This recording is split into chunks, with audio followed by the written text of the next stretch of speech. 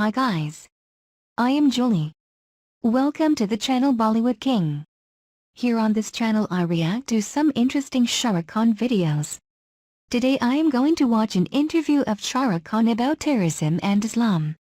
As I know this interview was given after Mumbai attacks in 2008. Please, comment below if I am wrong. I hope you will enjoy the video. Let's start.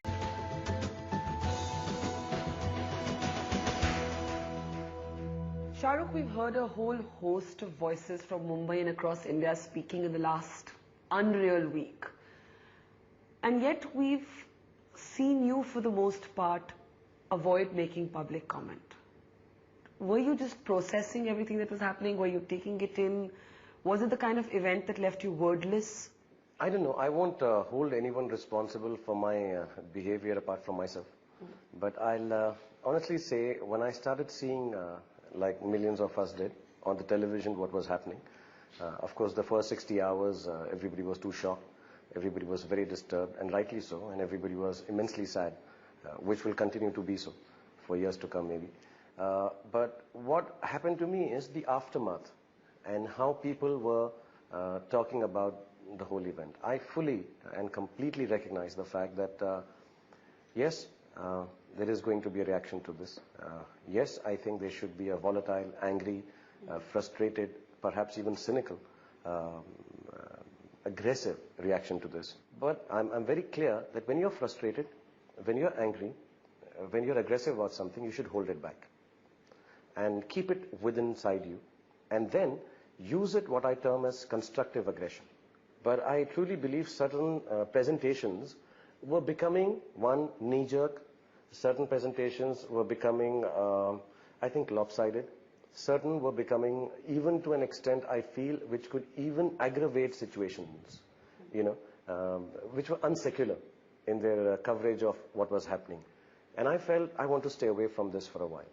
I'm as affected, and I would say this because, not as a movie star, I would say it as an ordinary citizen of this country, my country, and I think also as a secular Muslim. I just felt if I say anything, one, it should not be treated as, oh, look, a film star is talking. I'm scared of that. I'm worried about that every time. You think people are cynical and would feel that you're trying to convert it into some sort of publicity moment for yourself? This event, this happening, this carnage is very, very disturbing. And I was so disturbed that in no which way did I ever want to walk into a space, speak in a place where somebody would mistake it for anything but exactly the same heartfelt emotion that everybody else is feeling. There is a little bit of a problem being a movie star sometimes, that, "Arey yaar, chhodna, kya ye log aa gaye hain abhi baat karne ke liye." That's not true. I'm even today, like when I'm speaking with you, and I'm speaking with you only because I have a huge amount of faith in the way you see things. The news that is covered by NDTV and everyone, there are a lot of your friends also, they're wonderful. But I'm scared, like everybody else is, that it should not be. I should not say a wrong thing in this time. I should not say, and I'm saying it again and again, that I'm scared. I'm not saying it that I'm worried about it. No, I'm scared. What that are you scared of? I'm scared of saying anything which invokes a reaction anywhere, which should not be done right now. I don't want to add to any kind of wrong reactions. You were saying that you heard some things that felt unsecular. And as a secular Muslim, or as a secular Indian, why only the secular Muslim, that unsecular discourse is a bit upsetting. What is the undercurrent of suggestion? I think the reason for terrorism against our country is threefold. So I try to analyze it like this. And the first thing is that our country is too secular. The terrorism is always against the secularism of this country. I think the second is the dignity of this country. When I say dignity, it's really nice to hear that, India is shining and India is doing very well. I believe that irks some people. And the third part is, which to some may be more important, is the economy of this country. So always, why does a terrorist attack? Is it just to come and, they can't take over a city. They can't take over the country by this. And I truly believe that secularism is something that is most existent in this country, in the people of this country. And when that is thwarted, or when that gets thwarted, then this country won't be such a beautiful country as it is. So when I see some discourses and thoughts which are getting carried away by this terrorist attack, and certain people suddenly turn around and say, oh, it is because of this country. It happened because of, say, Pakistan. My logic is, let's give the benefit of doubt to the fact that, okay, maybe the government is not involved, but yes, there are organizations within that country which that government should take care of. And we need to present that case. Right now, we are very angry. At this point of time, I heard on one of your programs where I heard a lady scream out, I see more Pakistani flags in this country than you have to get your facts right. It's not Pakistani flags, it's Muslim flags. And Hindus and Muslims, we all stay together in this country for years, and we will continue to do so. It's an amazingly secular place. It's an amazingly democratic place. Maybe those are also some of our problems, that we're too democratic at times. When you say you get disturbed, do you mean you feel angry at that point? Do you feel scared at that point? Actually, all of it together, Barka. I mean, you cannot not be angry at what's happened in the city or in this country. Actually, I've seen riots in Delhi. We were talking about it. I've seen through the blast here. Then I see something that is so close to home. Yes, you get very angry that you are so helpless that you allowed, if we are to go by reports, 10 people to come inside and do what they did for 60 hours. And it makes you, how do you say, it's impotent anger, but it's anger. I can't do anything about it. It makes you feel very helpless. I'm immensely scared when my children tell me that, listen, you don't need to go to hotels. That's wrong. That's not something that we want to hear from your kids who are 6 years old and 10 years old. How did you explain what was happening to them?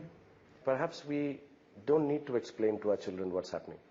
They're growing up in this atmosphere. They're growing up in an atmosphere which is very brutal, and we accept it. So they know that terrorists are coming and they're doing bad things. They know the term terrorist. I didn't know the term terrorist till I was quite old. I didn't know. I thought it was coined during my time. Yeah. They know it. The only thing I can explain to them is how to pray now. And I always tell them this. And I taught them, this is the only thing I did with my children the night these attacks were going, because you were awake till 5 in the morning. And I told them that the God we pray to understands all languages. Hail Mary, Shabad Gurbani, Bismillah, and Gayatri Mantra, and all the other languages. We all believe in the oneness of God, and it doesn't make a difference which language we pray in. And that is my religion, is what I've been teaching my kids now. Okay, if somebody asks you, what is your religion? This long sentence is what you have to tell them. And stick by it. If they still don't understand, then all you have to say it in just normal philosophical goodness, that my religion is hard work and to spread happiness. I think that's what I have to explain to them. Because if I try to explain to them that I'm Muslim and your mother is Hindu, and we have different ways of doing things, I think it would be wrong. So I teach them now to say this prayer. This is the new prayer at night they say before they sleep, and this was done about 4 or 5 days ago, and I ask them every morning. So I think that is the kind of But education. why is it wrong? Why is it wrong for them to say, for you to say I'm Muslim and my wife is Hindu? No, it's not wrong that way. What I just want to do But is it's that, more complex and... No, I think now from the grassroots, from this childhood, I have to explain to them that Hindus and Muslims in this country are not a separate class. Christians and Sikhs are not a separate class. Whatever religion you are from, our religion is oneness of God and being Indian. I think I need to tell them, because I don't want them misled by somebody telling them any different. But I still don't want to take a chance that my son or my daughter gets misled by somebody on basis of religion, ever. See, I'm Muslim, I believe in Islam, and I believe it has some really wonderful things. But I cannot be teaching my son. I can teach my son and daughter Islam, but the tenets of Islam. But I cannot teach them that the other religion is not good enough or better or worse than us. You cannot. But yet you do embrace your own faith. Absolutely. I mean, this is the faith I've been born with, and I think being educated and being a little liberal-minded because of my parents, I understood Islam the way it should be. And if you understand Islam, you understand Hinduism also. There is no religion in this world which can sanction the death of so many innocent. There is no God who's going to give you heaven by doing this. There is no forgiveness in any God of any religion for the kind of actions that have happened in Mumbai or any terrorist act that has happened. And yet when you find that terrorism is contextualized with Islam again and again in public debates, in commentary, then there becomes this kind of cliched media focus on people like yourselves, where they'll say you're Muslim but you're secular, so you should take a position on this. Do you find that a hard, space to navigate for yourself? You know what I find hard actually is, like you say, you're a secular Muslim, and you need to Take a position. Everyone expects you to take that position as if you have to. I mean, do you ever feel you have to prove your secularism? Not you particularly, but the Indian Muslim is often called to do that. Yeah, and it's not only Indian. I think internationally everywhere Muslims are called to do that. And but then then you can't even deny the fact that most of the time when any terrorist activity happens, and seldom when you get hold of some of them, they turn out to be from the Islamic religion. Now that's a truth that you have to face.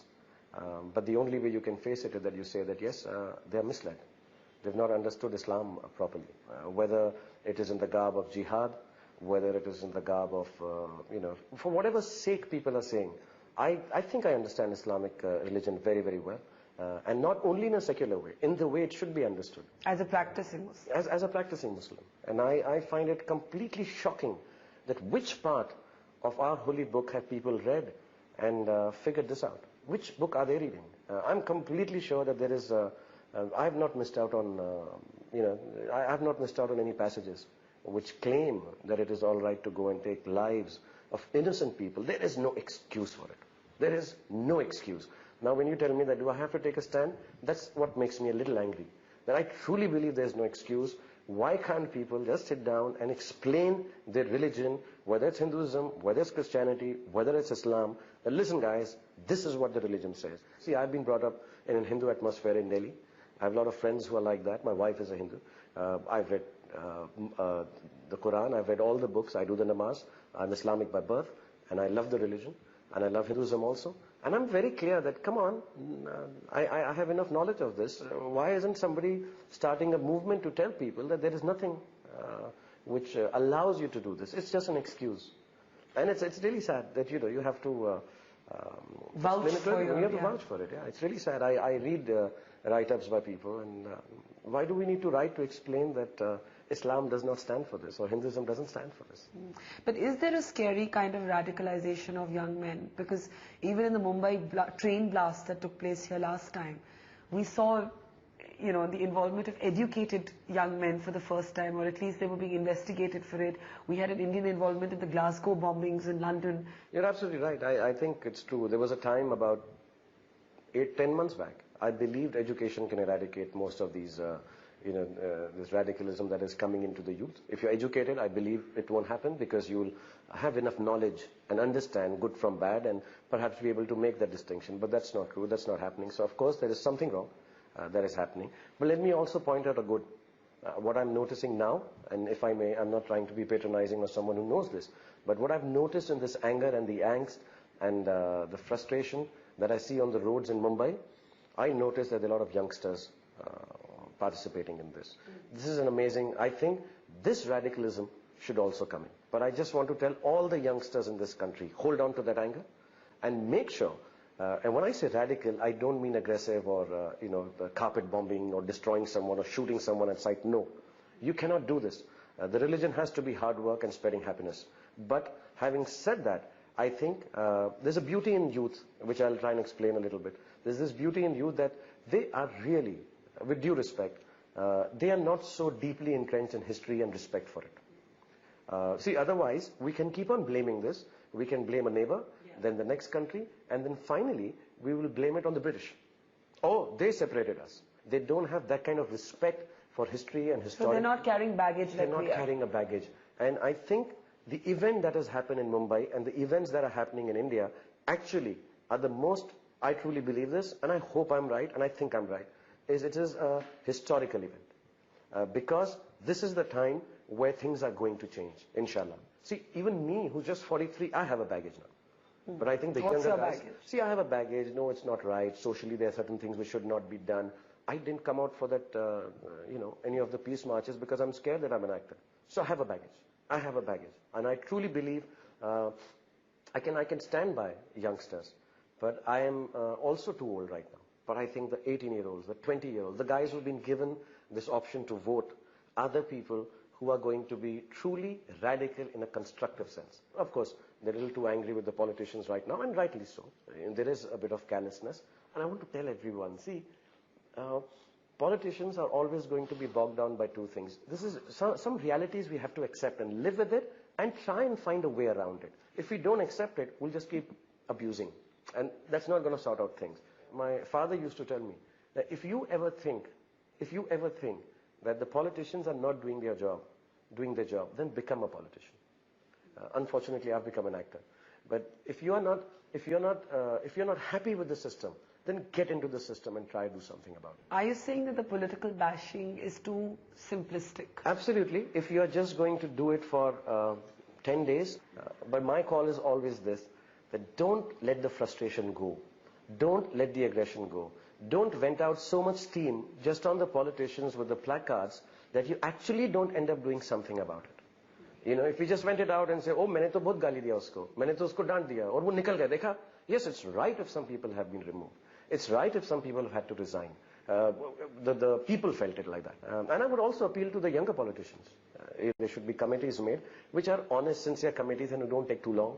And Committees like which kind of committees? Because you were suggesting even earlier of taking security away and outside of the political system. I think, yes, it should be given to experts who are not governed by the wills of the politicians, who have security management or managers who are actually just doing this job. They're not scared about the fact that, look, if I do this, I may be removed. If I do that, I may be going against the will of the politics that is happening right now. I think security should be taken as a job to be done irrespective of who's governing. So basically, intelligence systems should not become victims of political opportunism. Absolutely. I think they should not. And like, say, the army, every time you see army officers, even if it's a sad state which is being made into an issue that they came in, not nice buses and didn't eat proper food. Well, let me just tell you, this is what we have reduced our Jawans to. And we accept it. And it's not a thing. And I think if you're cribbing about it, then can we just do something about it? Can somebody say, okay, when we have NSG or army people who are moving, let's give them better vehicles to travel in. They didn't have a dedicated plane. Do you know They that? don't have a dedicated plane to come. Yeah. So can we start offering this? And this could happen if you have an organization which is independent of any kind of pressures and says, no, these are the 17 requirements. See, I keep hearing 940 crores was spent on security, and I keep hearing, which may be wrong, which may be misreported, that a lot of it has not been utilized properly. If I could turn around, and it's not right to information, but if you were heading it, I could come and ask you, did you spend this? Did we have the proper bulletproof jackets? Did we have the helmets which are not from World War II? Did we have the right kind of guns? Or are we going to keep doing this again and again and again, and take those people who we don't feed well enough, who we send in bad buses, who we don't thank enough? We just take out a few parades and say, okay, it's really sorry state guys, you fought for us, and Jawans ko ek jyot laga ke khushi ho jaye. Is this a system that we're going to follow every time? That a Jawan loses his life or her life, and all we are going to do is some of us will be really sad and burn candles, and on the other hand the CM will say a dog won't come. I mean, is this what we're going to do every time? I think it's really sad. People like me are available. If they tell me, Shah Rukh, you got to do this for the army. I pay one of the highest taxes. Shah Rukh, you need to pay X amount extra. But I should be assured this is going to buy the helmets for my army Jawans. Have you seen sort of what is being called terror tourism? It used to be called that after 9/11 in New York, where people would go to the Twin Towers and take photographs and pose for photographs. And many people think that we saw that when a film director went along with now the former chief minister to take a little tour of the Taj Mahal Hotel. Was that, do you think, inadvertent, or do you think it was grossly insensitive? One filmmaker, whoever that is, has gone there. It's wrong. And I think enough punishment has been meted out on that front.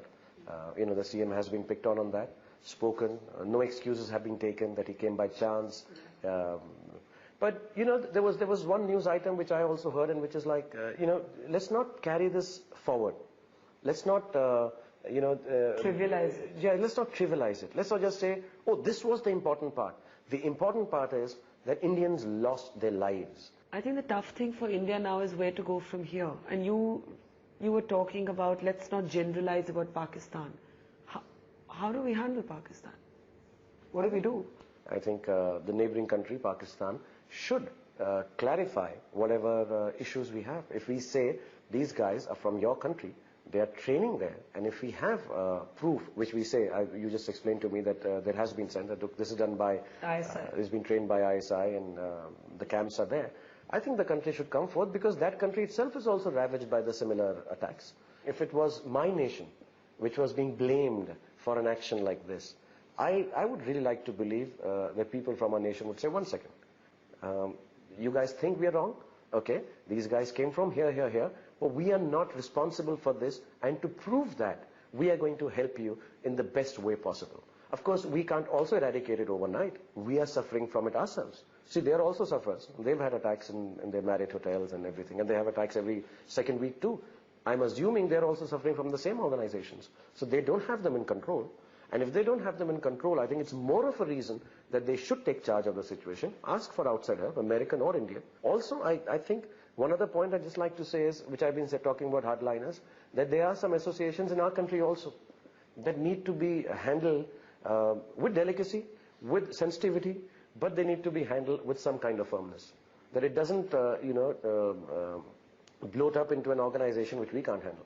You know, it's going to be really sad when you're in a plane and people say, India, we can't come. Oh, Pakistan, we don't. It's wrong. It's not nice to hear. All this is our space. This is our subcontinent. But people are comparing it to a kind of filmy vigilante reaction in a way. There are actors who are writing about arming themselves with guns. There are people who are referring to films like Rang De Basanti, and we know what happened in that film. I mean, is there that danger, this anger can translate into anarchy, where people just say, let's arm ourselves, let's, protect ourselves, we don't trust these guys to do it for us? No, at this point of time, it would be really, really sad if, because that looks like an oncoming truth, that let's put 3 other security guards on your gate. Yeah. Let's get a personal weapon, and, let's protect ourselves. You wouldn't think like that? No, I wouldn't think like that. No, I wouldn't think like that. I would actually think like I've said, that let's think of the country as the house and put 3 more guards at the gate. Let's think of, the army men as our people and arm them better. What's the most shocking lapse that you've observed, or a systemic failure? It's just very shocking that people can just take a boat and just come up to the fisherman colony, get off with their rucksacks, enter my city, and just shoot at will. There are people I saw on television who said they saw them, and they spoke with them, and they said, stay out of our way. And they just walked through. I think to me that is most shocking. When I say this, I'm not blaming the Navy or, the policing around the coastal area. It's just that the ease with which it is done is what is most disturbing. To me, that is the biggest lapse. Yes, of course, once they've taken over a hotel, it's a big place, it's sudden, we are not ready for it. I can overlook a lot of things, the time taken to do this. Outer countries, other people might be saying, oh, we could have done it faster, better, but we did it. I think finally we did it. Maybe we lost those 200 lives, 400 people got injured, but we did it with whatever we had, with the little guns that we had, the bad helmets that we had, the no bulletproof jackets that we didn't have, nothing we had, and we finally managed it, losing some of our best officers for this kind of action, because we are not well equipped, but we still did it. But some people have been writing saying, please don't call it India's 9/11, because in a way that has a context of what America did after 9/11, and it's not the phrase we should use to define ourselves. Does this feel in a way like India's 9/11, or do we need to develop a new language? I think this is very personal. This is not 9/11. I don't know what we'll call it later, or what is the right way to call it right now. We can take the good of what happened there. But of course, I also feel in America there's a huge amount of paranoia. I doubt we as Indians are going to get that paranoid. Even after this? I don't think so. I don't think so. We are an extremely different breed of people.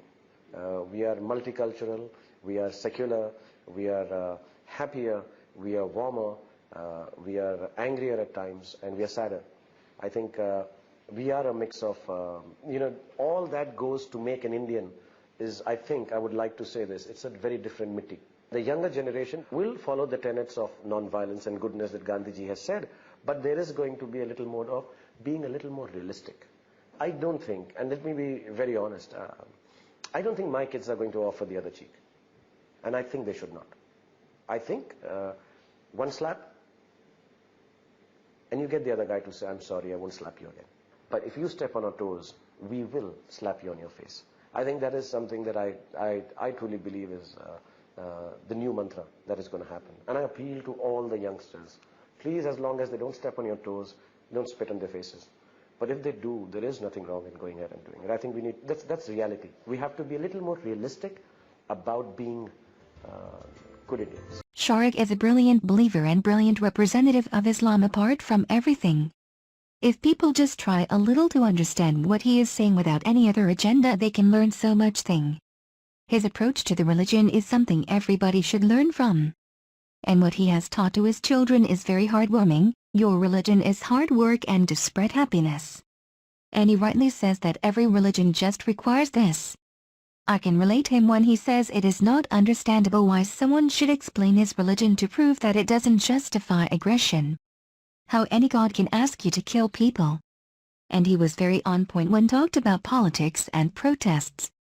When they talked about people wanting to arm themselves and put extra security guards at the gate of their houses, he said, let's think of the country as our house and army men as our people. Listening to Shah Rukh Khan's thoughts about these issues is like a breath of fresh air. It is always very interesting and refreshing.